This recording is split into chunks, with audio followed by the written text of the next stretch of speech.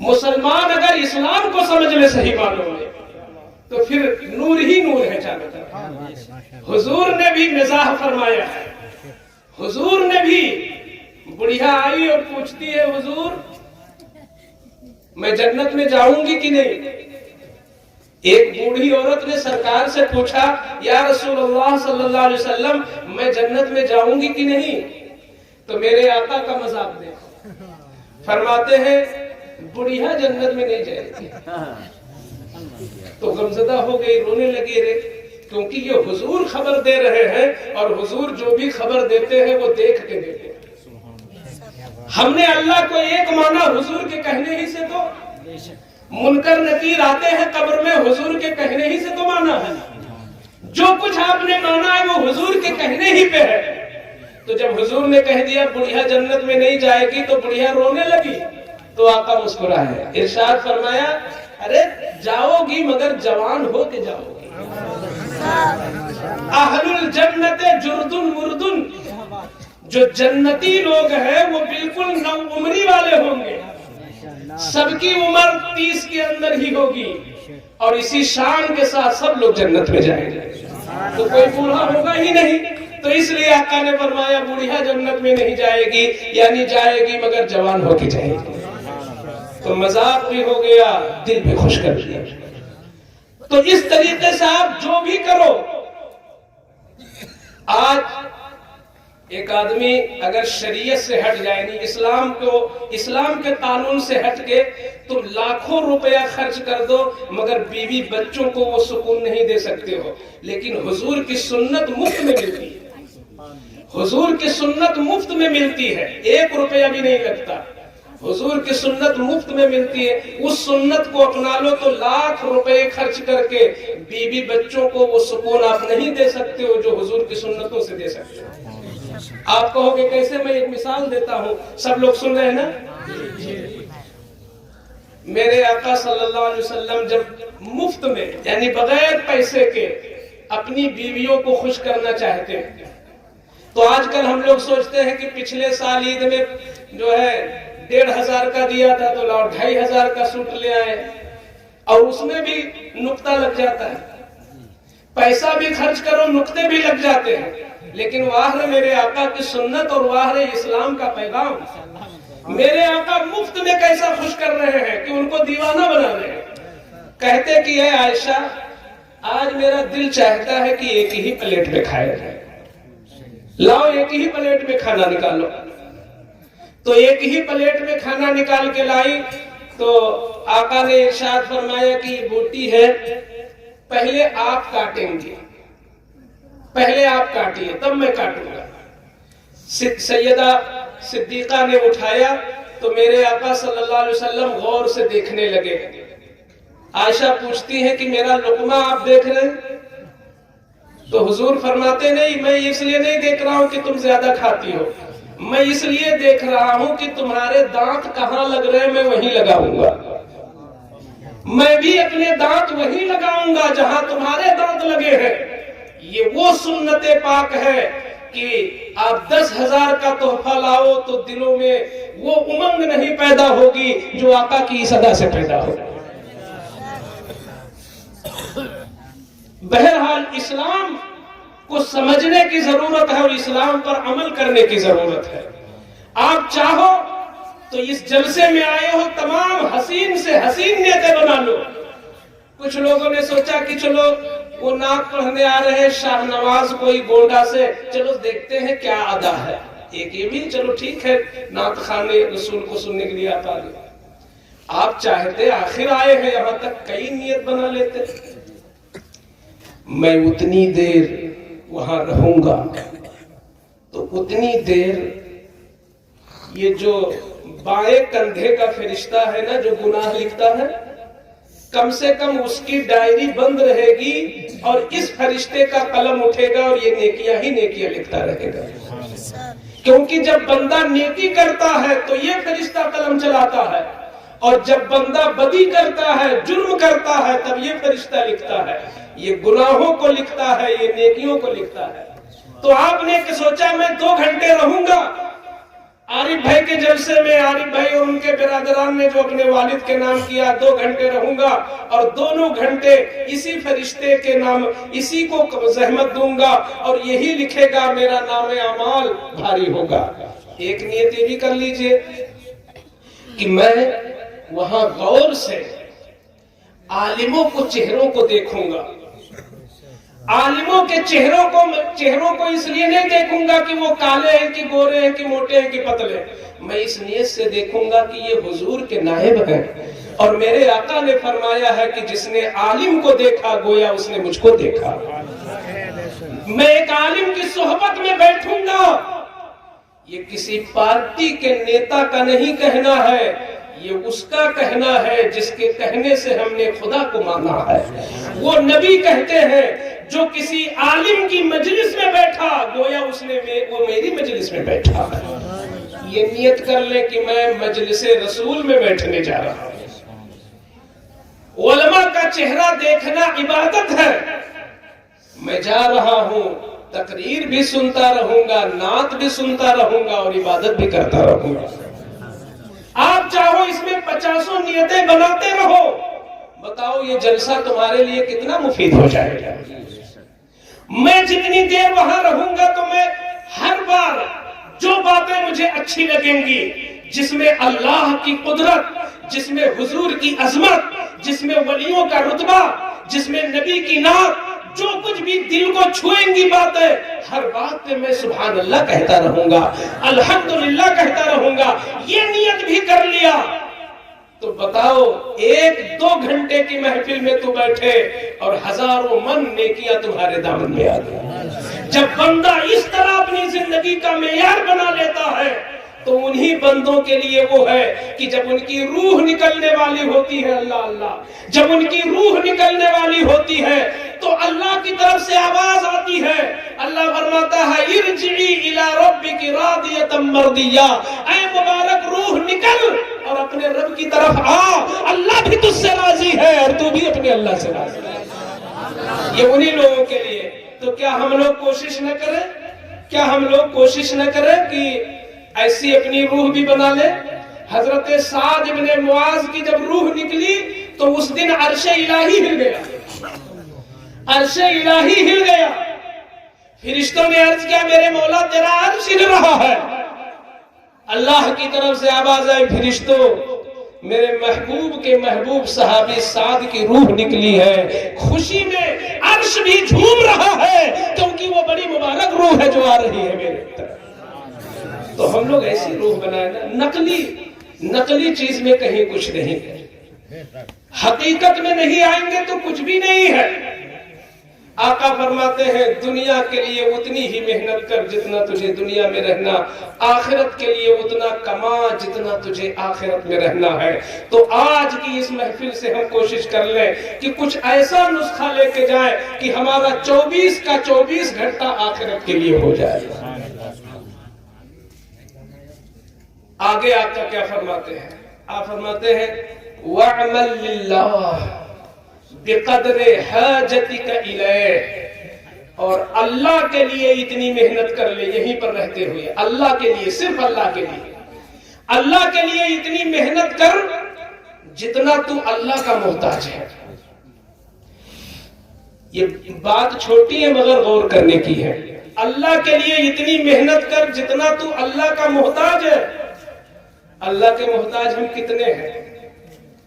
ये जो सांस हमारी ऊपर आई, ये नीचे जाने में भी हम अल्लाह के मोहताज हैं।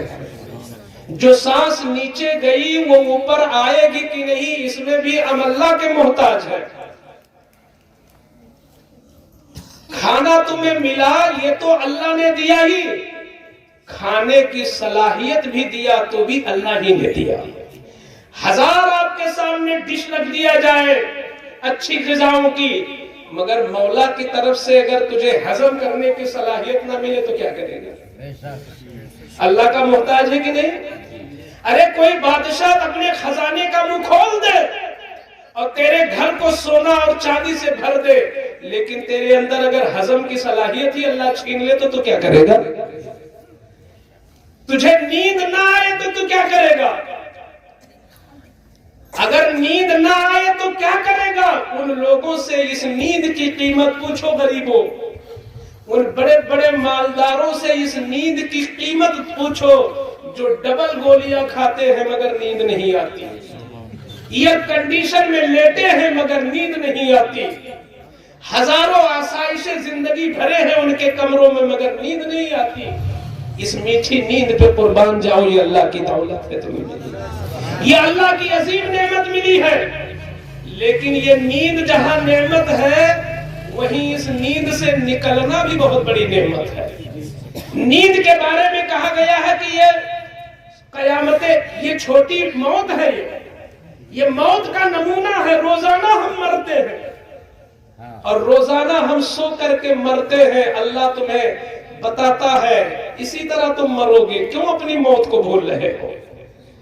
ایک جگتا ہوا انسان، ایک توانا، ہوش مند، طاقتور، علم والا، فضل والا، کمال والا، صلاحیت والا، ہنر والا سو گیا تو اس کے پاس کوئی بھی کچھ کرے کیا پتا ہے اسے؟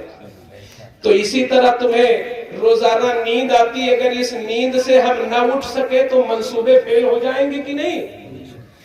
ڈبل ڈبل گاڑیاں رکھنے والے اور ڈبل ڈبل اور ٹبل ٹبل مکان رکھنے والے ذرا سوچیں، جو ہزاروں منصوبہ لے کے روزانہ سوتے ہیں، اگر اللہ اس نیند سے انہیں نہ نکالے تو سارے منصوبے خاک میں مل جائیں گے۔ تو ہم کتنے محتاج ہیں اللہ کے، ہر پل تو اللہ کا محتاج، ہر سانس میں تو اللہ کا محتاج۔ اسی لیے شیخ سعدی فرماتے ہیں، بر ہر نفس شکر واجب است، ہر سانس پر ایک شکر واجب ہے کہ اگر وہ نہ چاہے تو تیرا چراغ زندگی گل ہو جائے، وہ نہ چاہے تو تیری شمع حیات ختم ہو جائے۔ اللہ روزانہ تجھے زندہ رکھتا ہے، تو اللہ کا محتاج ہے، قدم قدم پر محتاج اللہ کا۔ اور یہ بتا مسلمان تو اللہ کے لیے کتنا کرتا ہے؟ حضور فرماتے ہیں اللہ کے لیے اتنا کر جتنا تو اللہ کا محتاج ہے، اللہ کے لیے اتنا کر جتنا تو اللہ کا محتاج ہے۔ ہم ہر لمحہ اللہ کے محتاج ہیں، مگر میری زندگی کے اعمال کو اگر کھنگالے جائیں، میں بڑی سچی بات کہنے جا رہا ہوں، میں نے سینکڑوں تقریریں کی ہوں گی، سینکڑوں میں نے تقریریں کی ہوں گی۔ کیا اگر ہمارے ہاتھ میں قرآن دے دیا جائے اور مجھ کو مسجد کے ممبر پہ کھڑا کر دیا جائے اور کہا جائے کہ کھا قسم کہ تیری ہر تقریر اللہ کے لیے تھی، تو کیا ہم کھا پائیں گے؟ اگر ہمارے ہاتھ میں ہتھکڑی باندھ کر اور ہمارے پیروں میں زنجیر ڈال کر غازی میاں کے آستانے پر پہنچا کے کوئی کہہ دے بتا کیا ساری تقریریں تیری اللہ کے لیے تھی، تو ہمارے منہ پہ تالے لگ جائیں گے، ہم نہیں کہہ پائیں گے اس دربار عالی میں۔ اس کا مطلب یہ ہے کہ ہم خود سمجھتے ہیں اپنی خطاؤں کو، دنیا سمجھتی ہے۔ کیا تم جتنی نمازیں پڑھے ہو کہہ سکتے ہو پھول وہ اللہ کے لیے ہے؟ ہمارے اعمال میں دکھاوا شامل رہتا ہے، ہمارے اعمال میں ریاکاری رہتی ہے، ہمارے اعمال میں نفاق رہتا ہے۔ ایک مدرس نہیں کہہ سکتا میرا پڑھانا یہ اللہ کی رضا کے لیے ہے، ایک امام یہ مکمل نہیں کہہ سکتا کہ میری امامت خدا کی رضا کے لیے ہے۔ اور حضور فرماتے ہیں کہ تم اللہ کے لیے اتنا کرو جتنا تم اللہ کے محتاج ہو۔ لیکن ہم جب دیکھتے ہیں مہینوں مہینوں سالوں سالوں نکل جاتے ہیں، ہمارے عمل کا فائدہ ہم ہی کو لوٹتا ہے۔ ہم اپنے لیے کرتے ہیں، اپنی شہرت کے لیے کرتے ہیں، اپنے فائدے کے لیے کرتے ہیں۔ خالص اللہ کے لیے کرنے والے تو چلے گئے زمین سے، اور ہے بھی تو ہمیں نظر نہیں آتے۔ انہی کے صدقے میں بارش بھی ہوتی ہے، اگر وہ اللہ والے اٹھا لیے جائے تو بارش کے بغیر مر جاؤ گے، اور روزی کے بغیر تمہارے جنازے بچ جائیں گے اسی زمین پر۔ تسبیح کے دانے ہلانے والے یہ سارے ڈھونگی لوگ ایک طرف ہو جائیں گے، وہ لوگ جو واقعی اللہ کے لیے کرتے ہیں وہ ہماری نظروں سے غائب ہے۔ وہ رابعہ بصریہ جیسی عورتیں چلی گئی زمین سے، ایک دن اپنے حجرے سے نکلی اور ایک ہاتھ میں آگ لیا اور ایک ہاتھ میں پانی لیا اور بڑی تیزی کے ساتھ جا رہی تھی۔ دیکھنے والے نے دیکھا، کہا مائی صاحبہ یہ کہاں جا رہی اتنی تیزی کے ساتھ، وہ بھی ہاتھ میں آگ اور ایک ہاتھ میں پانی؟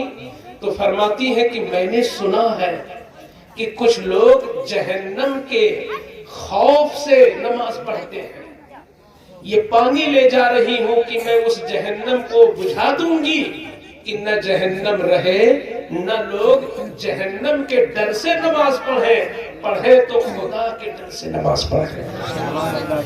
تو کہا گیا کہ آپ نے پانی کیوں لیا ہے، آپ نے آگ کیوں لیا ہے؟ تو فرماتی ہے کہ آگ اس لیے میں نے لیا ہے کہ میں نے سنا ہے کچھ لوگ ہمارے بصرہ کے اندر جنت کی لالچ میں نماز پڑھتے ہیں، میں ایسی جنت میں آگ لگا دوں گی، نہ جنت رہے نہ جنت کی لالچ والی نماز رہے، نماز رہے تو اللہ کی رضا والی نماز رہے۔ اس کے بعد اپنے ہاتھوں کو اٹھا کے دعا مانگا، میری ماں بہنیں بھی بیٹھی، لوگ بیٹھے، بتائیں کوئی اتنی دعا کر سکتا ہے؟ انہوں نے دعا کیا، اللہم ان کنت اعبدک خوفا من نارک فالقنی فیہا، اے میرے مولا اگر تیری بندی رابعہ نے کبھی بھی ایک سجدہ جہنم کے خوف سے کیا ہو تو اس رابعہ کو اسی جہنم میں ڈال دے، اور اگر اس رابعہ نے ایک سجدہ کبھی جنت کی لالچ میں کیا ہو تو ہمیشہ ہمیش کے لیے تو مجھے جنت سے محروم کر۔ یہ وہ لوگ تھیں، یہ وہ لوگ تھے، ایسے لوگ اس زمین پر جن کا ہر عمل صرف اللہ کی رضا کے لیے۔ حضور فرماتے تم اللہ کے لیے اتنا کرو، آج سالوں سال گزر جاتے ہیں ہماری آنکھوں سے آنسو نہیں نکلتے۔ کیا بزرگوں کی کوئی مجلس ایسی تم کو کتابوں میں ملتی ہے؟ صوفیہ کی زندگی پڑھو، جنید بغدادی کی زندگی پڑھو، حضرت سید سالار مسعود غازی کی زندگی پڑھو، یہاں تک کہ ماضی قریب کے ہمارے بزرگان دین ہیں، مفتی اعظم ہند کی زندگی پڑھو، اعلیٰ حضرت کی زندگی پڑھو، حجت الاسلام کی زندگی پڑھو۔ ان بزرگان دین کی کوئی بھی محفل خالی نہیں رہتی تھی جن میں آنکھوں سے آنسو نہ نکلتے ہو، مگر آج تقریروں کا حال یہ ہے کہ تقریریں ہوتی ہیں لوگ مسکراتے ہیں، تقریریں ہوتی ہیں لوگ گٹکا کھا رہے ہیں، تقریریں ہوتی ہیں لوگ آپسی باتیں کر رہے ہیں، تقریریں ہوتی ہیں لوگ مسکرا رہے ہیں۔ مطلب کیا ہے؟ تم خود اپنا حساب لے لو کہ تم کہاں جا رہے ہو، تم کس۔ وہ حسن بصری الحمدللہ کہ جنہوں نے ام المومنین حضرت ام سلمہ کا دودھ پیا ہے، اتنے بڑے ولی اور اتنے بڑے صحابہ، اتنے بڑے تابعی کہ حضرت مولا علی سے جتنے بھی سلسلے دنیا میں آئے ہیں وہ سب حسن بصری کے واسطے سے آئے ہیں۔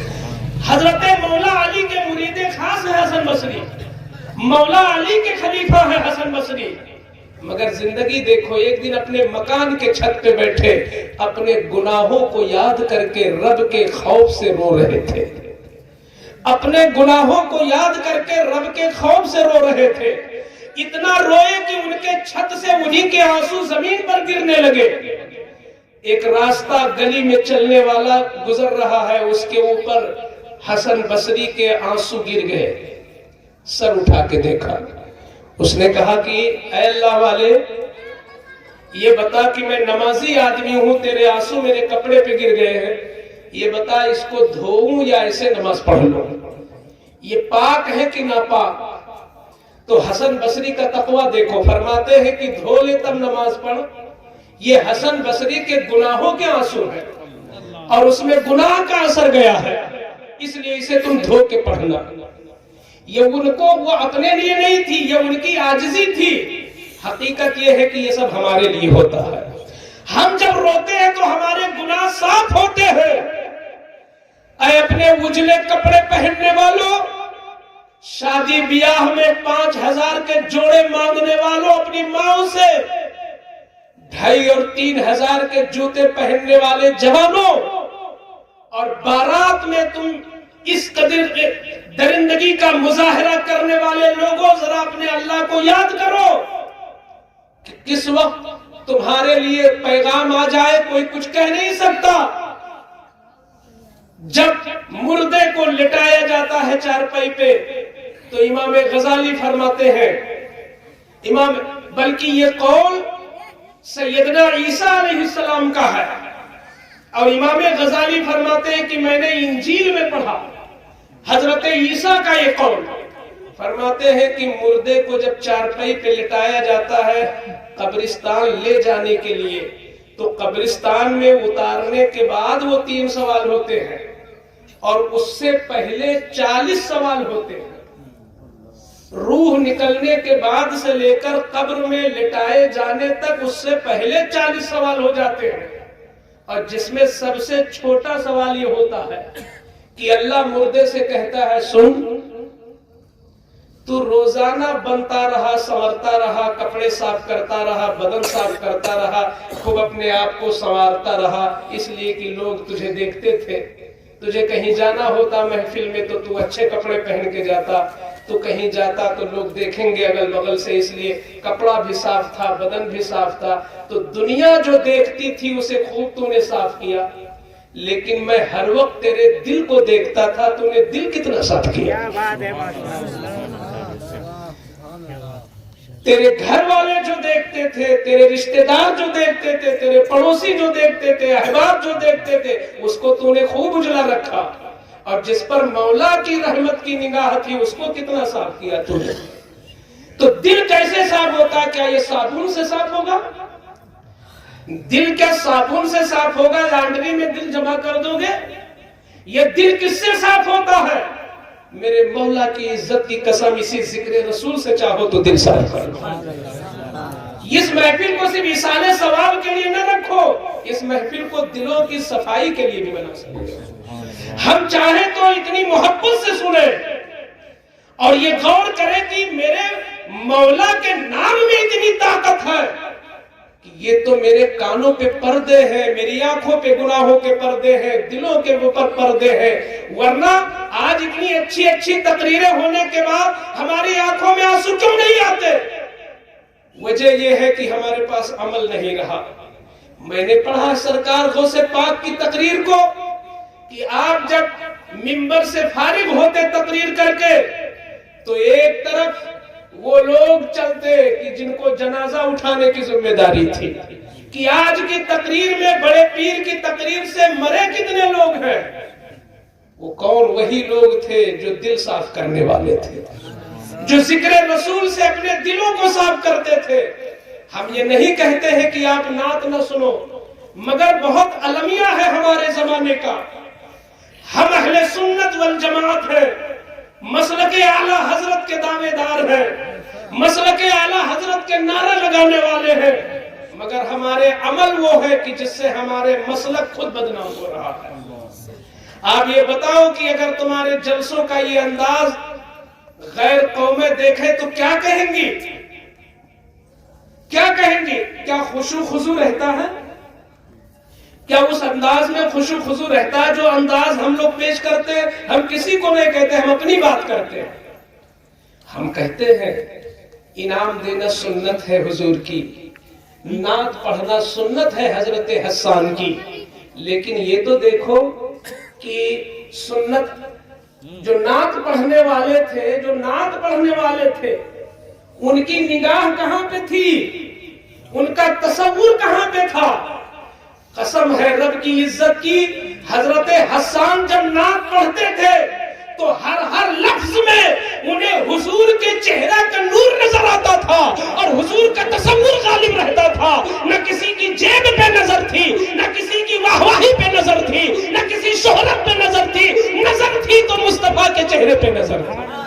نعرہ تکبیر، نعرہ رسالت، عظمت مصطفیٰ، اصلاح معاشرہ، زندہ باد زندہ باد، سبحان اللہ سبحان اس اللہ۔ محفل میں آ کے آپ بہت بڑا کام کر سکتے ہو۔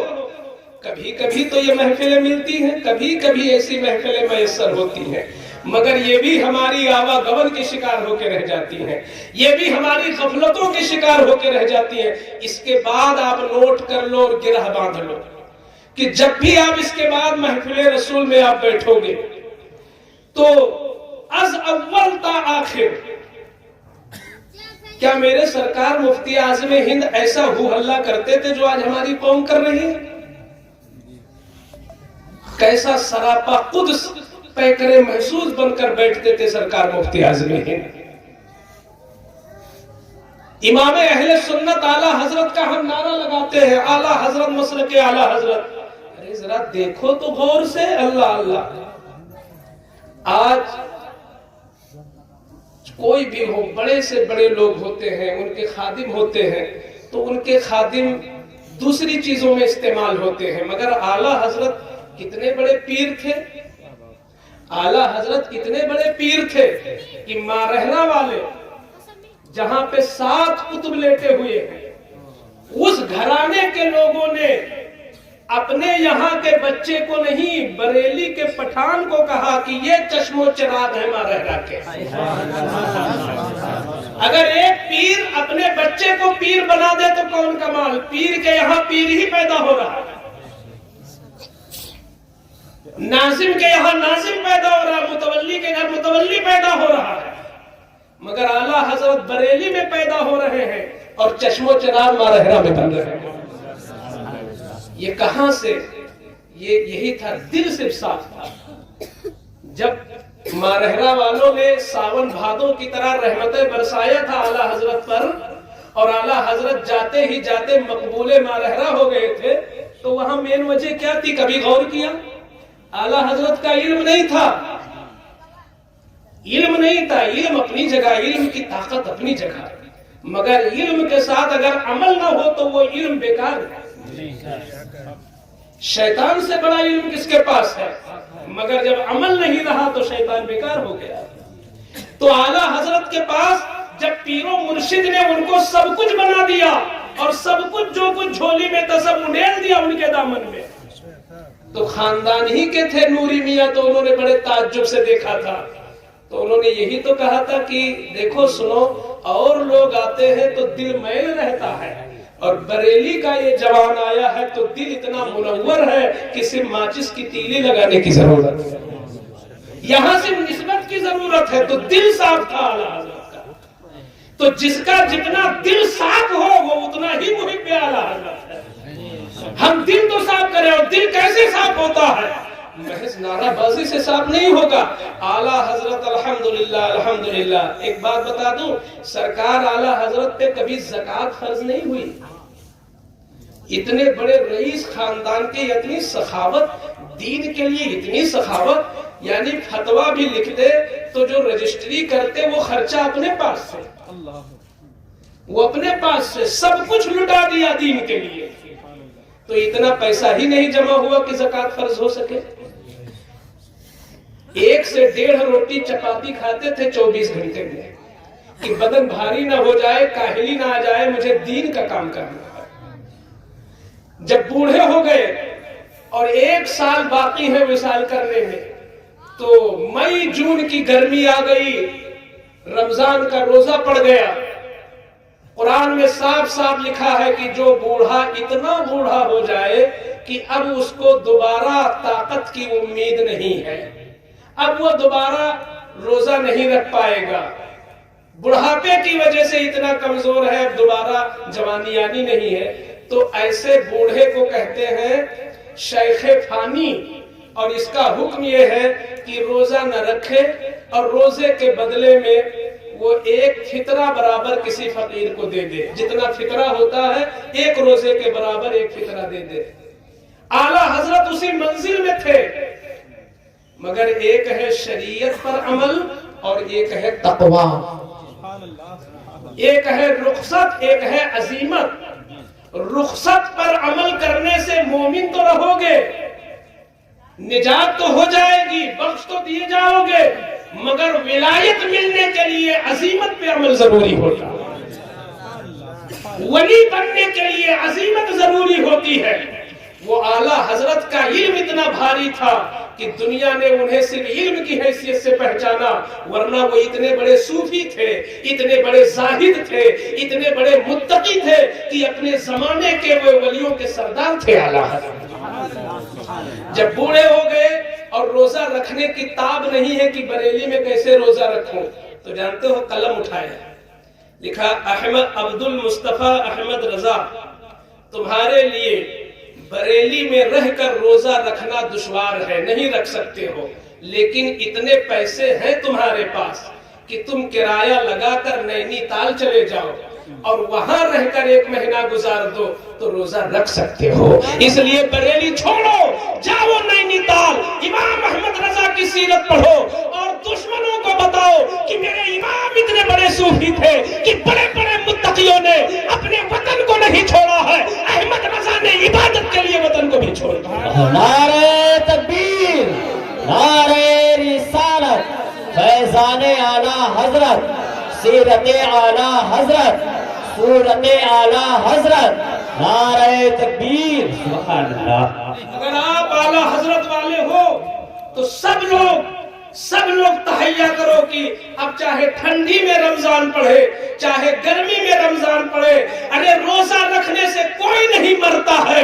ڈاکٹروں کا کہنا ہے کہ اگر سال میں 1,00,000 موتیں ہوتی ہیں تو اس میں سے اکثر سے 99% موتیں زیادہ کھانے سے تو ہو سکتی ہیں مگر کم کھانے سے موت نہیں ہوتی ہے، زندگی بڑھتی ہے. تو تم اگر مسلک اعلیٰ حضرت والے ہو تو روزہ مت چھوڑنا اور بتانا دنیا کو کہ میرے اعلیٰ حضرت کا مسلک یہی ہے کہ ہر حال میں روزہ رکھو. اور ایک ہے نماز کی بھی تھوڑی سی ایک مثال لے لیجئے کہ اعلیٰ حضرت کیسے نمازی تھے. پیشہ ور نمازی نہیں تھے. اعلیٰ حضرت عظیم البرکت وہ نمازی تھے کہ آخری حالت تک رکعت تو رکعت ہے، تکبیر اولا بھی نہیں چھوڑتے تھے اعلیٰ حضرت. جب بالکل مسجد میں جانے کے لائق ہی نہیں رہ گئے کہ چل کے جائیں تو اپنے دارالافتاء میں بیٹھے رہتے تھے، فتویٰ لکھتے اور 2 لوگوں کی ذمہ داری کر دی گئی کہ اعلیٰ حضرت تنہا نماز منفرد نہیں پڑھیں گے، کیونکہ اعلیٰ حضرت کی نگاہ میں وہ حدیث تھی کہ آقا ارشاد فرماتے ہیں صلاۃ الجماعت افضل من صلاۃ الفرض ب27 درجہ. تنہا نماز پڑھنے سے جماعت کی نماز 27 گنا افضل ہے. یعنی ایک ظہر تم نے گھر میں پڑھی اور ایک ظہر تم نے جا کے امام کے پیچھے پڑھی تو گویا وہاں 27 ظہر آپ نے پڑھ لیا. فیشن میں لوگ گھروں میں نماز پڑھتے ہیں، فیشن بازی میں لوگ ہر اعتبار سے کوئی رکاوٹ نہیں تو بھی گھروں میں پڑھ لیتے ہیں. یہ کہاں مسلک ہے اعلیٰ حضرت کا؟ اعلیٰ حضرت کے ڈھرے پہ آپ کہاں ہو؟ اعلیٰ حضرت کے سچے دیوانے آپ کہاں ہو؟ ان کی صحیح تصویر کو اپنانے والے آپ کہاں ہو؟ امام احمد رضا جماعت آخر تک نہیں چھوڑے. جب چلنے کے لائق نہیں رہے تب آپ نے خادموں کو استعمال کیا. اپنے خادموں کو جھنڈا اٹھانے کے لیے نہیں استعمال کیا، اپنے خادموں کو پوسٹر بازی کے لیے نہیں استعمال کیا، اپنے خادموں کو شہرت و ناموری کے لیے نہیں استعمال کیا، بلکہ استعمال کیا تو عبادت میں جا کے استعمال کیا. کہا کہ 2 لوگ مجھ کو پکڑ کے لے جائیں، ادھر سے کندھا پکڑ لیں ادھر سے کندھا پکڑ لیں اور نماز مسجد میں پہنچا دیں اعلیٰ حضرت کو. یہ طریقہ تھا. ایک دن ایسا ہوا کہ وہ دونوں خادم غائب ہو گئے.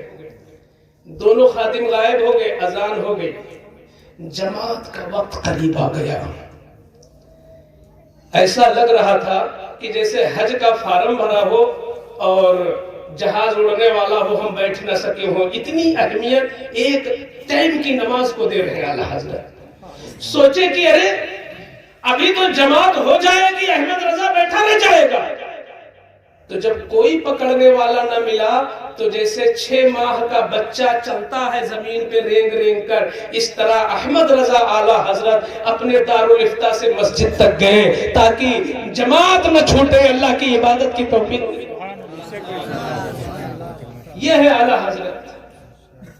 مگر ہم آپ جاتے ہیں عرس میں تو وہاں تو جا کے مزار پہ خوب روگا لیے لیکن راستے کی ساری نمازیں سب چھوڑ گئی. وہی عرسوں میں بھیڑ رہتی ہے. کتنے لوگ ہیں نہیں 80% تو ایسے لوگ رہتے ہیں جو پڑھتے ہی نہیں، کہیں 20% لوگ نمازوں پڑھتے ہوں گے. بڑے بڑے جلسوں کانفرنسوں میں ایسے سوال ہوتا ہے. تو اس لیے صحیح لائن پہ آ جاؤ، اوریجنل آ جاؤ، کوالٹی پہ آ جاؤ. اس کے بغیر کچھ نہیں ہے دنیا میں. آپ جس دن روح نکلنے والی ہوگی تو سب ایسے یہی کا یہی دھرا رہ جائے گا. دنیا شمار کرتی ہے کہ بڑے نیک ہیں، ارے گاؤں کے حافظ قرآن ہیں، گاؤں کے عالم ہیں، امام صاحب ہیں، کیا کہنا. لیکن اللہ اللہ، غوث اعظم جیسے لوگ کیا کہتے ہیں، میرے مولا کل قیامت کے دن مجھے اندھا اٹھانا، قیامت کے دن اندھا اٹھانا، کہیں مخلوق کو دیکھ کر میں شرما نہ جاؤں. عید کے دن کبھی خوشنما کپڑا اس لیے نہیں پہنا کہ آج عید ہے. پوچھنے والوں نے پوچھا کہ بڑے پیر، عید کے دن آپ اہتمام کیوں نہیں کرتے الگ سے کپڑے کے؟ تو فرماتے ہیں میری عید تو ایک ہی دن ہوگی جب ایمان کے ساتھ چلا جاؤں گا. جب ایمان کے ساتھ جاؤں گا تبھی تو میری عید ہوگی. آپ ذرا دیکھو کہ وہ اوریجنل مسلمان تھے، انہی کے خطوں سے دریا نے اپنا رخ موڑا تھا. ایسے لوگ تھے جن کے دل میں ایمان اس قدر راسخ تھا. عمر جیسے لوگ، ان کے روئے روئے میں اسلام کا نور تھا، ان کے بال بال میں اسلام کی حرارت تھی، ان کے نس نس میں عشق رسول تھا. تبھی تو اپنے حجرے سے نکلتے تو جہاں تک سایہ جاتا تو شیطان بھاگ جاتا تھا کہ عمر نکل پڑے. تو ہم ان کے غلاموں کے غلاموں کے غلاموں کے غلام تو بننے کی کوشش کریں. یہ بتاؤ، اگر ہمارا دل کچھ بھی پگھل گیا ہو تو کیا آج ہم اتنے لوگ ہیں عہد کر سکتے کہ انشاءاللہ نماز ضرور پڑھیں گے؟ کتنے لوگ پڑھیں گے آپ لوگ؟ ارے تو فرشتے دیکھ رہے ہیں. سبحان اللہ. دل سے آپ کر لو، کوئی ضرورت ہے دل سے عہد کر لو. میں تو کہتا ہوں کہ اگر دو لوگ ایسے جو پنج وقتہ نمازی نہیں تھے اور ہو گئے تو اللہ کی رحمت سے مجھے امید ہے کہ مرحوم حبیب خان کی روح کو ان کی نماز ہی بخش دی جائے گی اور ان کے صدقے میں ان کا درجہ اور بلند ہو جائے گا. اللہ تعالی ہم لوگوں کو جیسے مسلمان اللہ نے بنایا ہے ایسے ہی ہمیں اسلامی شان کی عطا فرمائے. یہ بھی پرچہ دیا گیا تھا. تو حقیقت یہ ہے کہ اعلیٰ حضرت عظیم البرکت رضی اللہ تعالی عنہ نے مزامیر کے ساتھ قوالی کو ناجائز لکھا ہے. مزامیر کے ساتھ اس میں یہ جو رقص کا پہلو ہوتا ہے اور دھن ہوتا ہے، گانا ہوتا ہے، یہ سب شیطانی چیزیں ہیں. یہ شیطانی چیزیں ہیں. ہاں، خالص وہ صوفیانہ کلام جو ہمارے بزرگوں نے سنا ہے، اب نہ اس طرح کے کلام، اور اگر کلام کوئی پڑھے بھی تو اس میں دیگر چیزیں، اتنی چیزیں شامل ہو گئی ہیں. اگر ان دیگر چیزوں کو ہٹا دیا جائے اور صرف صوفیانہ کلام رہے تو سنا بھی جا سکتا ہے، پڑھا بھی جا سکتا ہے. تو اللہ تعالی ہمیں صحیح معنوں میں مسلک اعلیٰ حضرت پر استقامت عطا فرمائے اور اس کی سچی خدمت کی توفیق عطا فرمائے. میرے مولا، ہم لوگ جتنے بھی یہاں بچے ہیں، تیرے نبی کا فرمان ہے کہ آخری کا اعتبار ہوتا ہے. میرے مولا، جو بھی چند لوگ بچے ہیں ان سب کی خصوصی حاضری اپنی بارگاہ میں قبول فرما لے. وما علینا الا البلاغ. السلام علیکم ورحمۃ اللہ.